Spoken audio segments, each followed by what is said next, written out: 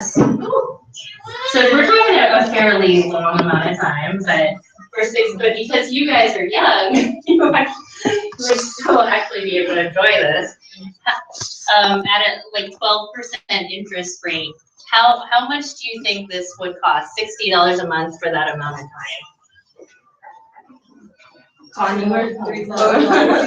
Like $3,000. 36. I know, but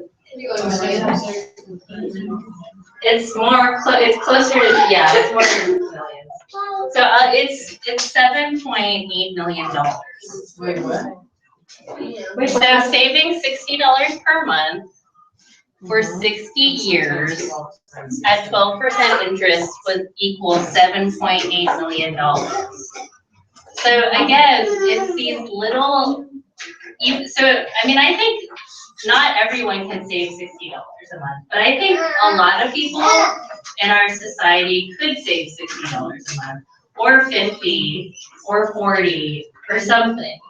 And again, if you're consistent over time, it adds up. And that's what I try and really educate people on. It's these things, like for me, I would just buy like DVDs or like a shirt, and I thought, oh, it's cheap, I'll buy it. But I'm not realizing, okay, I could be really building some wealth here.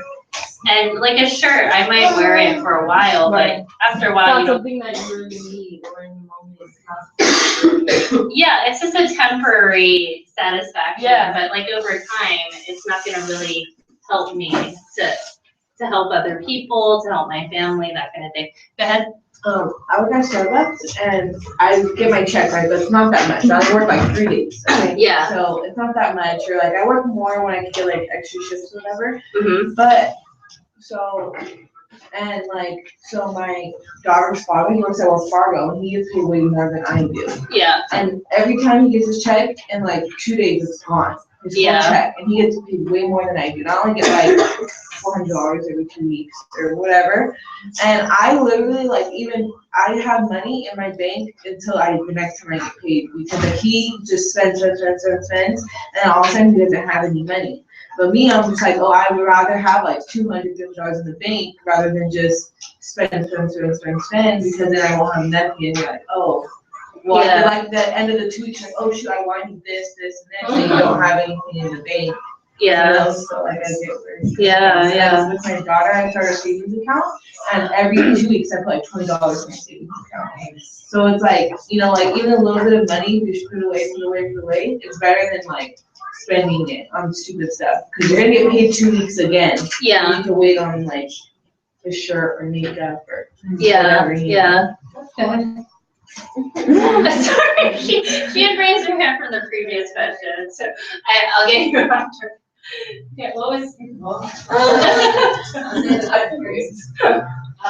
my opinion, like, I don't know, my mom raised us different, so she's the type of person that if she's gonna pay rent and all her bills, she will separate the money and then whatever's left to the things that she needs. Yeah. But my family is like, they like the good bread, like they like my food and all that stuff. Yeah. And I'm the only one in my family that doesn't like good bread. Like I don't like Oreos or whatever, right?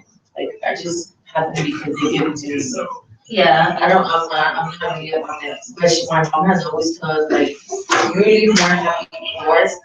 I mean, than to be rich and be unhappy. You know? Yeah. I think money causes problems. That's how I always teach. Like you're happy more than rich to be unhappy. So yeah. That's really true. I mean, that's how we were raised. Yeah. Yeah. I mean, but the thing I want to encourage you guys with, and I will do too, is I mean, I know single moms who are actually wealthier than, again, doctors and lawyers, because they abide by these principles. They take care, they watch their money, they watch their spending, they're not buying whatever comes in their way. But then they also don't feel the need to prove. I think for me, I felt like I had to prove myself. like I had to prove that I was worthy. And the way that I would prove my worthiness is by, oh, I have a nice bag, or I have nice shoes, or I have nice clothes. But really, if my worth and our worth doesn't come from those things, right? It comes from who we are. And when I could actually, see my value was just for myself versus all this other stuff, then I didn't feel the need to buy this stuff to make people like me. So, can you guys relate to any of that? Oh wait, she's not relate. Like, okay, so I work at Ross and I only get 15 hours every 2 weeks. Okay. So I have to pay my phone bill and it's like $90.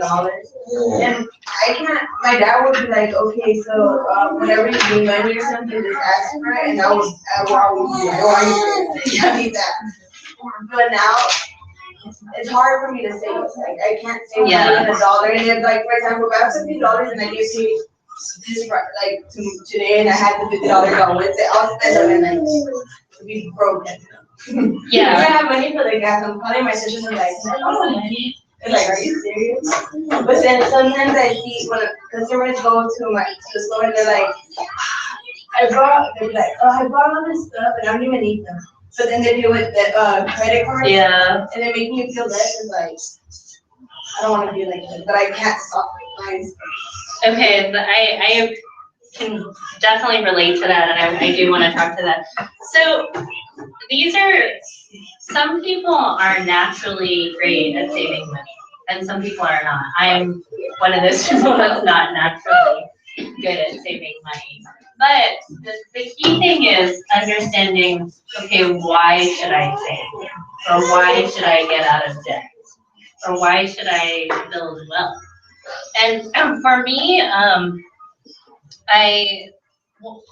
I was working a job. I was working a lot of hours, and I didn't get to see my kids that much. And so for me, I wanted to cut my expenses so that I could start my own business and also not have to live off of the income I was making. I could live off of my husband's income, and I could start a new business, which would be a lot less income. So for me, the idea of spending time with my family helped motivate me to want to change my spending.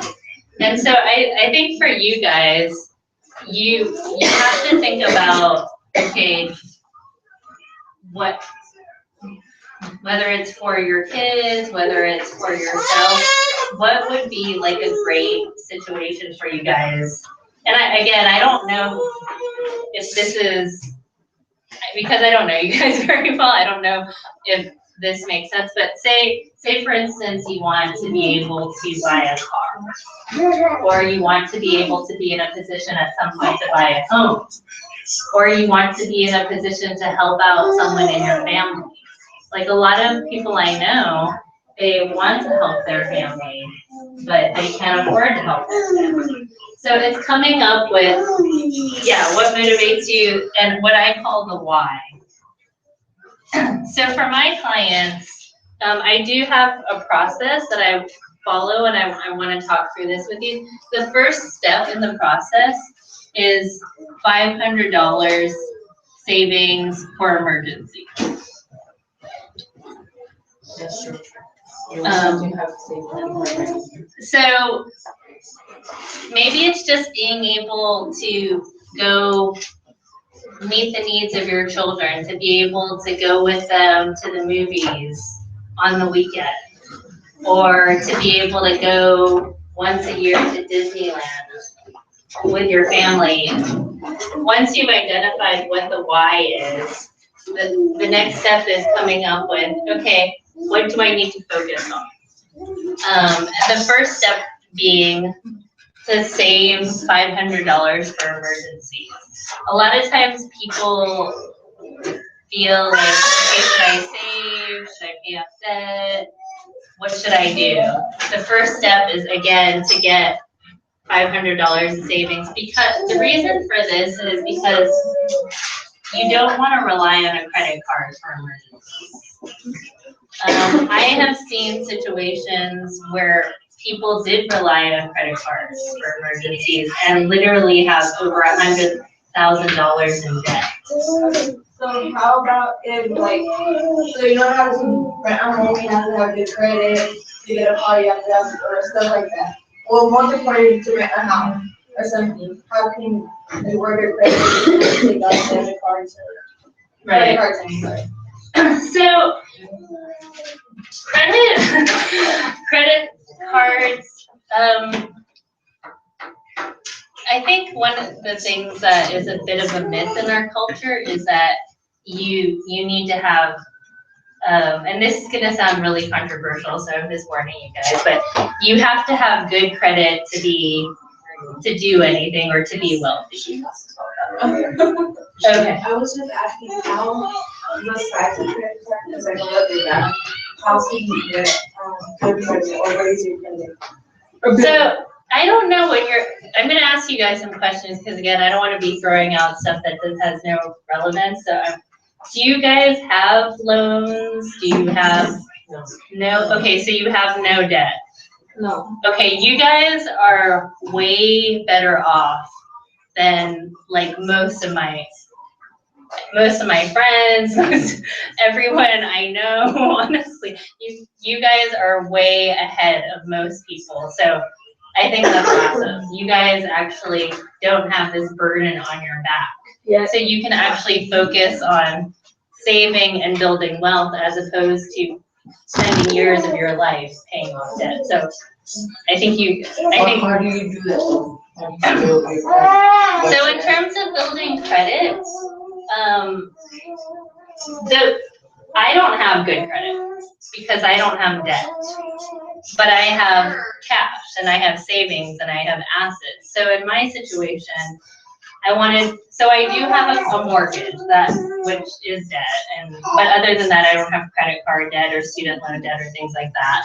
But I wanted to refinance my mortgage and get a lower rate.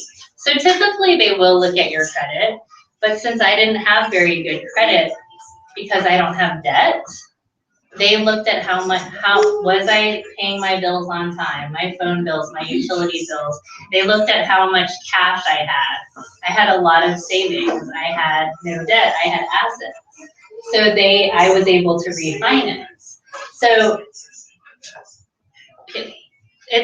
I'm not saying that you completely have to ignore your credit score, but what I am saying is if you get on a plan where you are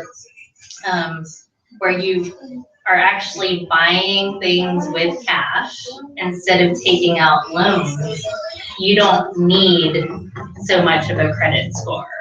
But so the credit score was developed by credit card companies. And it all has to do with how much debt you have and so if you have a lot of debt and you're paying your minimum payments, you can have a fantastic credit score. You can be totally in debt. You can be just overwhelmed and stressed, but you would still have a good credit score. So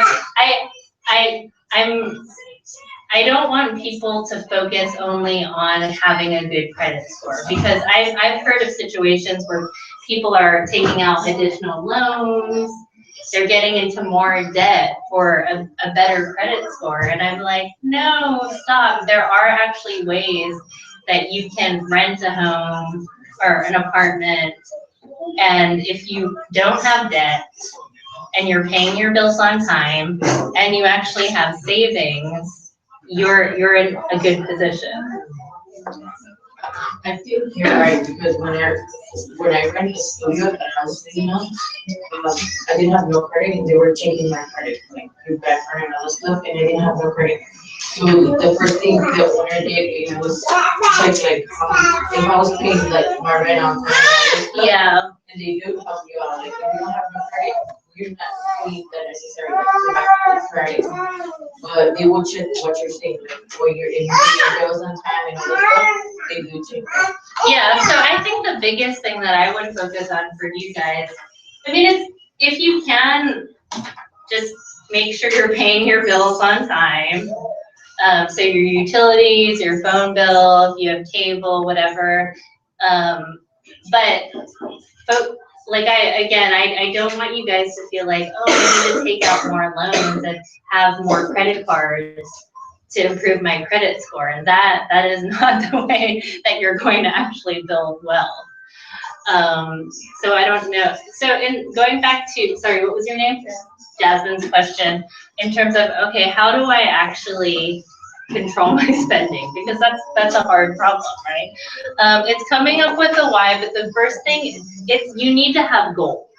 You can't just say, I want to save more money, I want to spend less. That will not work.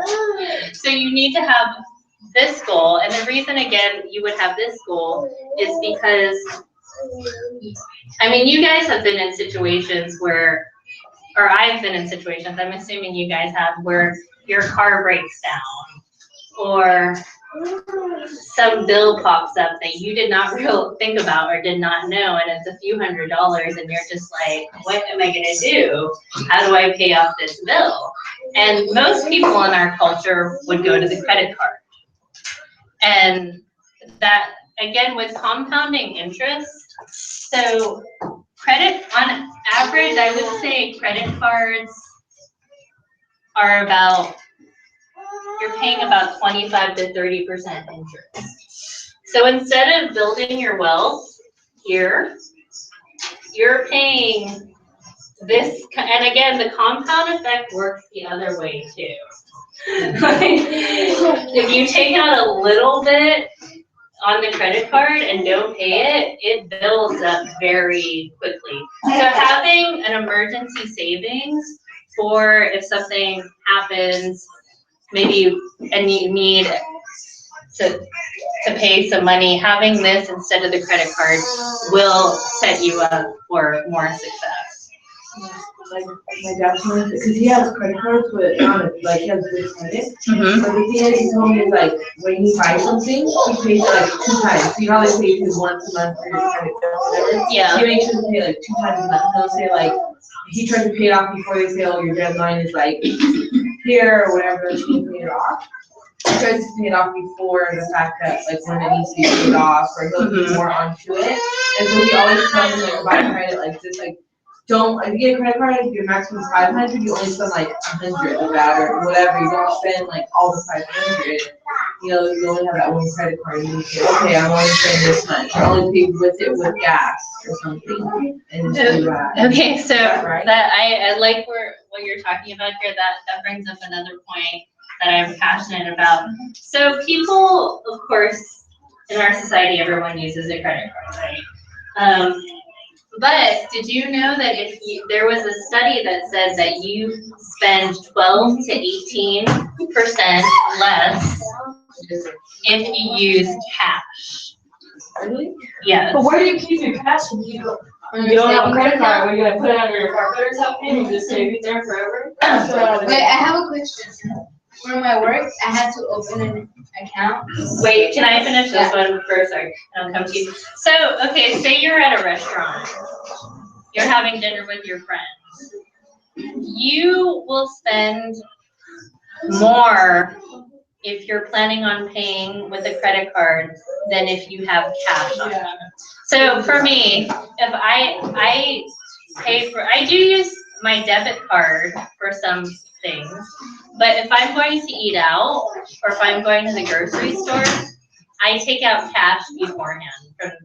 And so what ends up happening is if I'm at a restaurant with a friend, I'm not getting the appetizer, I'm not getting the drink, I'm not getting the dessert, I'm getting an entree. And I'm looking, okay, I've got maybe like 20 bucks on me, I need to like cover tax and tip, I'm thinking about that. Whereas if I have the card, I'm like, oh yeah, that appetizer looks really, yeah, I'll have a drink. Why not get dessert? And then, so you're looking at the difference between like maybe $15, $20 to like $40.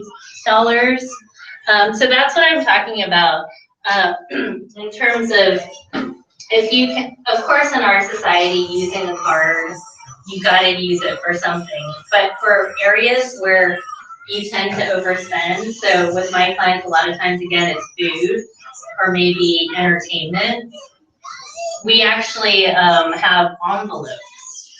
So for a week or for a month, I take out a certain amount for entertainment. I take a certain amount for eating out. I take a certain amount for groceries. And that actually helps you kind of see how much you're spending. So back to Jasmine's point, if you have a budget, and this is maybe something we can talk about more at another time, how to budget, which is a topic in another time.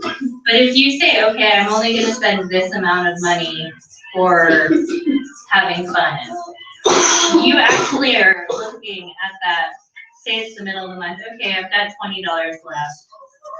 Okay, I probably can't go out 3 more times this month. Maybe I can go out 1 more. So you're just using your head. And with money, when you use your head versus just spending, kind of not thinking, you will be a lot more successful. So back to your question. This is from my, they made me open an account, Okay. so they can pay me. A bank account, yeah. And I applied for the credit card. Okay. So, did I have to apply for the credit card or, I don't know. I mean, I don't know your bank. They might have some type of thing where they require you, but I'm at a credit union and I have a debit card. But the thing about the debit card is I run it as a credit card. So if I usually do use my card for gas, just because it's easier. And so when I run the card, it will ask you debit or credit. And I hit credit. So I don't have to put my PIN number or anything, and it acts as a credit card. But I'm actually using money I have. Like, I don't know, so how many of you have a credit card here?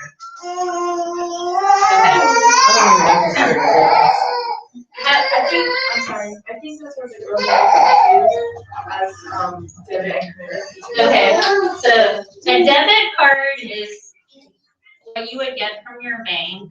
So, pardon? It's like the money that you have. It's the money that you If you have, can't spend exactly. money that's not in your account, like a credit card, like it could be like no money in there, but you could still spend money. Yeah, because Exactly.